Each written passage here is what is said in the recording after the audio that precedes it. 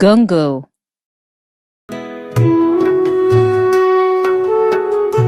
The day Ekaite was born, the whole community erupted in screams of disbelief. An abomination had happened. Ekaite's father and mother cried, wondering what they ever did to be punished like this. Looking at their dark-skinned red-haired baby, they gathered the resolve to bundle her and cast her out. No witch was welcome in the family or community at large. Ekaite lived her life in seclusion with the outcasts of the village at the outskirts. Even among them, she was still being treated poorly. They saw themselves as normal and her as abnormal. Don't play with Ekaite. Make sure you don't eat from the same plate. Don't go to the stream with her. Parents of the freeborns and outcasts would reprimand their children. Can I play with you? Ekaite would ask the other children, but they would refuse. No, you cannot. Go away, you red-haired witch, they said to her, shooing her away. But I am not a witch, Ekaite told them, crying. Our parents say you are a little witch. That's why your hair is red, the children replied, moving away from her. So she does not possess them as their parents promised them if they come within close proximity to her. Ekaite lived a very lonely life, having only music, gardening and animals to keep her company, singing to herself or playing the flute. When she turned 15, the outcasts got so jealous of her beauty and the fact that she was favored by the gods. When the crops of other people fail, Ekaite's crops would grow very healthily. If their animals failed to reproduce, Ekaite's small number of animals would reproduce fine. Her few hens laid enough eggs to sustain her. You witch! You're doing nothing but bringing suffering to us. Pack your things and leave us alone. We don't want you anymore, they said to her. But where will I go? My parents and the freeborns have banished me to live here in the outlands. Now you're asking me to leave. Where would I go? Ekaite asked, crying. We don't know, we don't care. Just leave us be, that's all, the people replied.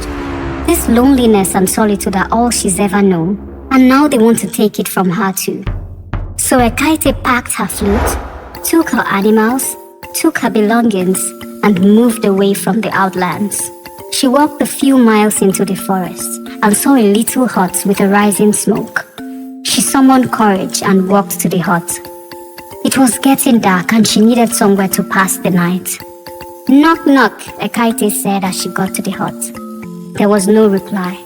Knock, knock, she said again. Come to the back, an elderly voice said. She went to the back and saw an old albino woman cooking over a fire. Mama, good evening. I was passing through and wondered if I could pass the night here since it's getting late, Ekaite said. Of course, my daughter. I don't get that many visitors, so I'll be glad to have you, the old woman replied. Ekaite settled in and sat opposite the old woman. The old woman looked at Ekaite for a while and smiled. Are you not afraid of me? She asked her. Ekaite shook her head. Why will I be? You're a kind woman and helped me in my time of need, she said. My complexion or lack thereof doesn't disturb you? The old woman asked her. No, it doesn't, Ekaite replied. What is a young child such as yourself doing wandering alone by this time of the day? She asked worriedly.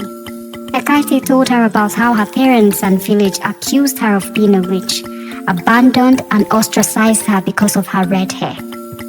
You and I, we are very much alike. When I was about your age, I was kicked out of the village because of my skin color and because I could see things, the old woman said. What do you mean when you say you can see things? Ekaite asked. I can see glimpses of the future, but you shouldn't worry about that. Eat up and rest, my child, the old woman said. What do I call you? Ekaite asked the woman. My name is Inyobong, the old woman replied. Thank you so much, Mama Inyobong, she said and got up. Early the next morning, Ekaite got up to clean the compound, but saw that Mama Inyobong had already done it and had breakfast going. Mama, good morning. You should have let me do it, at least to say thank you. You've thanked me yesterday, that's enough. You don't owe me anything, Mama Inyobong said. Ekaite insisted on helping her make breakfast, and by noon, they were resting under an orange tree, sucking on juicy oranges and listening to the world around them. Mama Inyobong, yesterday when you said you see things, can you give me an example of things you've seen? Ekaite asked her. When I was 16, I was laying in my hut in the outlands, and I had a vision that a giant Iroko tree fell, and it was only one of its seeds that was blown very far away, that thrived and grew. Till date, I don't know what that vision means. Another time, I told the king that I had a vision where he died on his way to a coronation ceremony of a queen. They laughed it off and said I was rambling. He died, and they burned my house down and paraded me as a witch. That was the day I was banished, Mama Inyobong said. I'm so sorry, Ekaite sympathized. It's okay. They've hurt me, and I'm happy they'll be hurt too, Mama Inyobong said with a small smile. What do you mean? Ekaite asked. I had another vision yesterday, she replied. What happened in this vision? Ekaite asked. They all die, Mama Inyobong answered. No! What can we do? Ekaite asked, devastated. They only need to apologize to us. Our mistreatment angered the gods, Mama Inyobong said. We have to warn them, Ekaite said. Why? They wouldn't do the same for you. They've only done nothing but hurt you. Why would you want to save them? Are you trying to be a hero? Mama Inyobong asked. No, I'm not. I'm only doing it for the innocent children who don't know any better and are being taught to hate. I don't care that the people oppressed me, even my own parents. I'm not doing it for them. I'm doing it because it's who I am. My conscience won't be at rest. The outcasts who sent me out only did it to feel powerful. It was done to them, so doing it to me makes them feel good. It doesn't excuse their evil, but we can't keep this cycle of evil, Ekaite said. There was a brief silence. I won't try to stop you, but you must know that they won't listen to you. You'll be wasting your time, Mama Inyobong said. But at least I can say that I tried, Ekaite replied. With that, she got up and made her way to warn the villagers, knowing in her heart that they truly might not listen to her, that she might be punished for even trying to help them. But she tried anyway, because though she was called the Red-Haired Witch, she was a piece of sunlight in a world so dark, and she was doing her job of illuminating the darkness.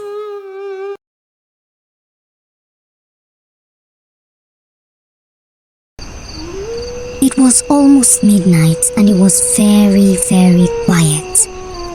Only the nighttime animals and crickets could be heard as the night birds filled the air with their sweet songs.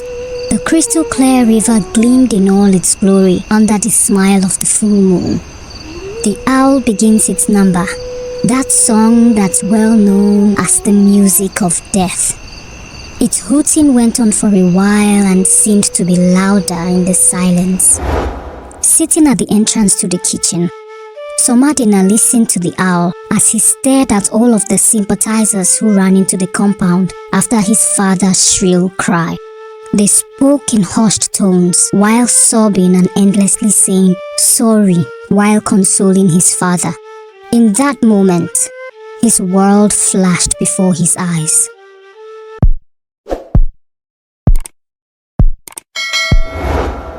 As Somadina was running down the windy, dusty path, his tears were flying in the air as he ran quickly after the village's priestess, Ezewan, who had already appeared at his compound using her powers. He stopped abruptly at the entrance of his compound and stared at the solemn faces that greeted him. He didn't need to be told. He ran at top speed into his mother and father's hut and called his mom. "Mama! Mama!" There was no response, just silence. He called her name over and over again. Still no reply. Then he placed his ear on her chest and couldn't hear her heartbeat. Her breath had ceased. Time also ceased for Somadina. He wanted to scream and pull at his hair. He expected tears, but none came. Not a single drop. He quietly exited the room, ignoring all the people that were trying to talk to him. All he wanted in that moment was to be left alone. Walking like a zombie, broken, numb and overcome by the aching, gaping hole in his chest, Somadina walked to the entrance of the kitchen, where he lay sprawled on the ground, staring at his mother's favorite stew. As he stared at the stew, a memory from when he was 12 came to the front of his mind. Somadina, when the water starts to boil, you pour the gari and start turning it to make eba, his mother said as she added salt into the pot of soup. Somadina turned the eba and set it aside. Mama, why do we always add cocoyams to the soup? He asked. The cocoyams help thicken the soup, she replied. Mama, I'll be the one to cook next time, Somadina said. Of course, you're finally going to put everything I've been teaching you into practice. Turn the soup and bring it down, his mother said. As he put the pot down from the fireplace, he mistakenly burnt his skin and his mother started singing a song for him.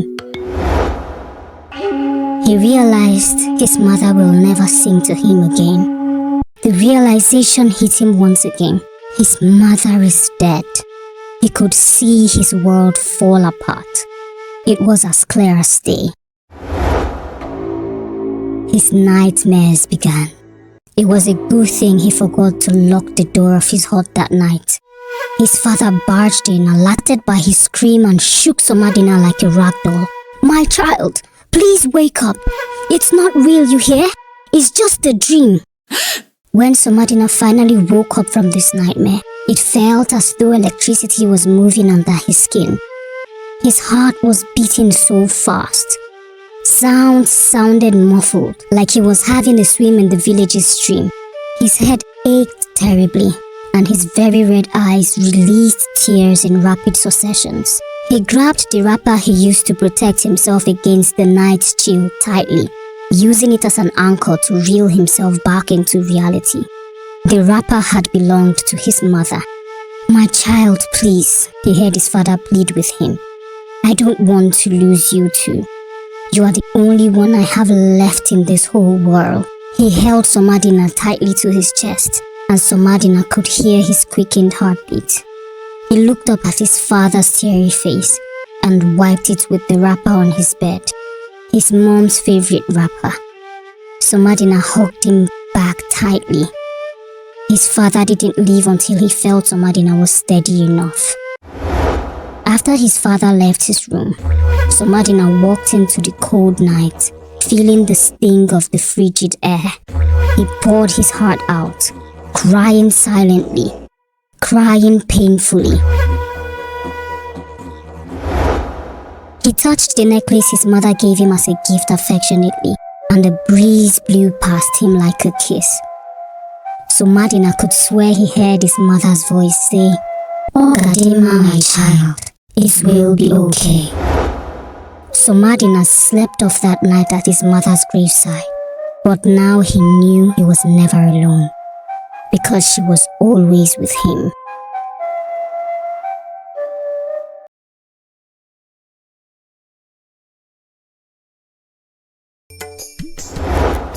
The sun was barely up, and Adamu was already dressed and waiting impatiently for his mother. It was going to be a big day at the farmer's market, and Adamu didn't want to miss any part of it. Adamu, you didn't even let the sun rise, Fatima, his mother said, laughing. I cannot wait, Mama. I want to see everything, Adamu said, bouncing on his seat. Okay, let me get ready and then we'll leave, Fatima said, yawning as she walked into the bathroom. The farmer's market was rowdy and full. Many different farmers were present with their farm produce, setting up stalls and exchanging pleasantries. Adamu held his mom's hand as they walked down the aisle to set up Fatima's stall. The vibrant colors of fruits and vegetables brightened the market, and the excitement of the farmers was almost tangible. After Fatima had set up her stall, she took Adamu to a seminar for young people who are interested in farming. This was the main reason Adamu wanted to come with her, she knew. She squeezed some naira notes into his hand after she gave him a forehead kiss. Don't forget to come straight to the stall immediately after. Is that clear? Fatima asked, straightening Adamu's kaftan. Yes, Mama, he replied, smiling. Adamu took his seat and waited for the seminar to start. He fiddled with his fingers and looked around excitedly. What's your name? A boy asked him. Adamu looked at the boy. My name is Adamu. What's your name? Adamu asked. Hassan, the boy replied. Do you also want to be a farmer? Adamu asked Hassan. Yes, I want to be a farmer, just like my mother, Hassan replied. Oh, you came with your mom? I did too, Adamu said. What farm produce does your mom specialize in? Hassan asked. Fruits and vegetables, but we also just started growing other cash crops like cocoa, potatoes, soybeans, rice, wheat, and millet. What about you? What does your mom specialize in? Adamu asked. My mom specializes in animal produce, fish, meat, eggs, and poultry, Hassan replied. Wow, that's so cool, Adamu exclaimed as Hassan sat beside him. Look, it's about to start, Hassan said. The seminar ended in an hour and Adamu came out of the hall with Hassan, both talking animatedly about everything they had learned. I have to go now, Adamu said sadly. Me too, Hassan said, looking sad too. They told each other bye and started down an aisle. After some time, they noticed they were going in the same direction. Where is your mom's store? Hassan asked. Aisle 13, Adamu replied. My mom is in aisle 13 too, Hassan said excitedly. They skipped down the aisles as they talked about farming and the plans they had for the future. When they got to aisle 13, they found that their mom's stalls were right by each other. Mama, look at my new friend Hassan, Adamu said. Good afternoon, Ma, Hassan greeted. Hassan, you made a new friend? I'm proud of you, Aisha, Hassan's mom said. Good afternoon, Ma, Adamu greeted her. They helped their mother sell their produce and then they played underneath the mango tree. When the day was over, they ran to their mother's stalls, preparing to go home. Adamu, don't forget our promise, Hassan said. I won't, Adamu said, smiling. What promise are you talking about? Aisha asked, smiling. We are going to start a farm together when we grow up, Adamu said. And we are going to have fruits, vegetables, fish, eggs, poultry, and everything, Hassan said excitedly. Their mothers chuckled and exchanged numbers so their kids can remain in contact. Many years later, Adamu and Hassan had successfully built an empire, just as they promised each other when they were 12. But it wasn't an easy journey. When they got to the university, they were closer than ever before, being roommates and studying the same course. In their final year, they had a very big fight. Adamu overheard Hassan talking to someone else about starting a farm and got so angry. Hassan explained to him that he was looking for potential partners for their farm, but Adamu felt betrayed and let anger get the best of him. He refused to believe Hassan, and things escalated so quickly. They were not on speaking terms for a long time and spent less time with each other until their final exams. It was so bad that their mothers had to call them to fix things, reminding them about how far they've come. Adamu apologized for misunderstanding and not trusting Hassan, and Hassan apologized and said that he should have let Adamu know that he was seeking out potential partners. They worked on their friendship and they successfully fixed it. After graduation, they decided to start their farm immediately, but they couldn't get enough capital and the banks refused to give loans out to them. They failed many times, made many mistakes, learned, rebuilt, almost gave up, but they still stood strong. The promise they made as children reinforcing their drive and passion. They started small scale and slowly gathered many customers and clients over the years, saving up to expand their farm to a large-scale enterprise. They applied for a loan again and finally got it. With the loan, they got industrial machines that made work faster, and they were also able to pay for the labor, increasing revenue and productivity. Adamu and Hassan became a household name, and their farm-derived locally made products topped the shelves. With every passing year, with each win, with each loss, they slowly achieved their dreams and made what was a wish become a reality, proving that with true friendship, you can achieve anything. Adamu went with his mom to the farmer's market on that day many years ago and left with a friendship that lasted a lifetime. You really could find a gem in unsuspecting places, Hassan said to Adamu.